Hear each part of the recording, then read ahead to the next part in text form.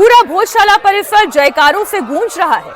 कल ही हाईकोर्ट के फैसले के बाद से हिंदू संगठन उत्सव मना रहे हैं और भोजशाला को लेकर हाईकोर्ट के फैसले के बाद मुसलमानों का भी कहना है।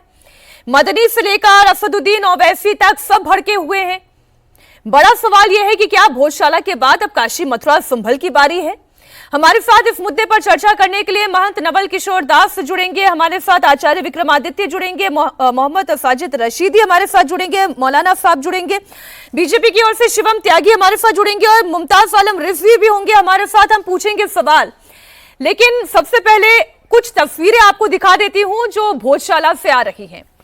इस वक्त वहां पर लगातार हनुमान चालीसा का पाठ हो रहा है, सरस्वती वंदना गाई जा रही है और हिंदू इतना उत्साहित है, इतना उल्लासित है, उसके चेहरे पर मुस्कान है, आंखों में कभी कभी आंसू उतर आ रहे हैं। उनका क्या कहना है?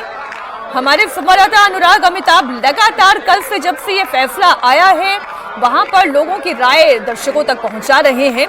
पहले ये तस्वीर आप देखिए, 32 मूर्तियां, शंख, चक्र, गदा, मोर, पंछी, पक्षी, ये जितने सबूत हैं जो निर्णायक साबित हुए हैं इस केस में, वो तमाम तस्वीरें आपको मिलेगी इस रिपोर्ट में। ये तस्वीरें पहले आप देखें।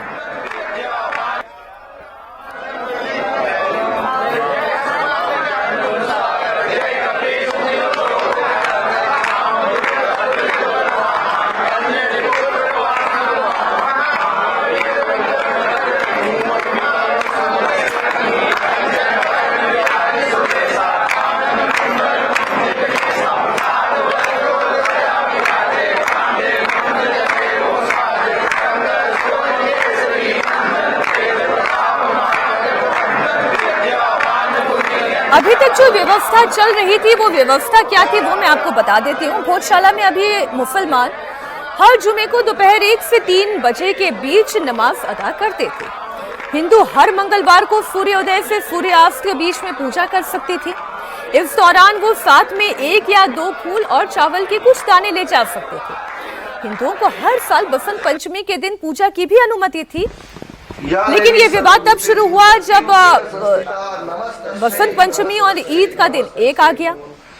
जब जुमे की नमाज और बसंत पंचमी का दिन एक आ गया तब समस्या पैदा होने लगी। हिंदुओं ने अपना हक मांगा। मध्य प्रदेश हाईकोर्ट के डबल बेंच ने हिंदू समुदाय के पक्ष में फैसला सुनाते हुए भोजशाला को मां सरस्वती या मां वाग्देवी का मंदिर माना। या देवी सर्वभूतेषु बुद्धि रूपेण संस्थिता नमस्तस्यै नमस्तस्यै। इस तरीके के 2 यंत्र हैं। 84 ये खंबे आपको दिखाई दे रहे हैं, 84 ग्रंथों की रचना की और 84 यंत्र। ये कौन सा यंत्र है? ये मणिकर्णिका बंद है।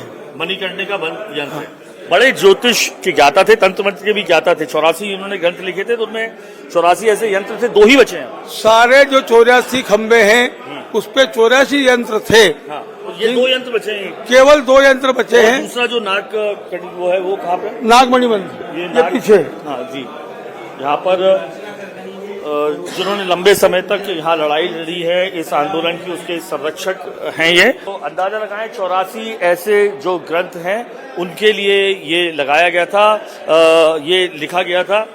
यही अब आपको एक और जो दृश्य है जो सुबह से लगातार इंडिया टीवी आपको दिखा रहा है, मां वाग्देवी की जो प्रतिमा है वो यहाँ पर स्थापित रही है। माना जाए तो 1034 के बाद से लेकर 1301 तक ये प्रतिमा यहीं पर थी। तमाम जो छात्र हैं वो अध्ययन करने जो आते थे तक्षशिला और नालंदा जैसे, वो यहाँ आकर अध्ययन करते थे और उसी अध्ययन की शुरुआत से पहले मां वाग्देवी की आराधना करते थे। जब मुस्लिम आक्रांताओं ने 1301 से इस पूरे मंदिर प्रशासन को ध्वस्त करना शुरू किया 1515 तक, उसके बाद काल के गाल में ये तमाम चीजें जो हैं वो चली गईं। और मैं आपको यहाँ पर चीजें दिखाऊंगा। यहाँ पर ये अलाउद्दीन खिलजी जो है उन्होंने अपना यहाँ सिंहासन बना लिया, यहाँ पर अगर आप देखें।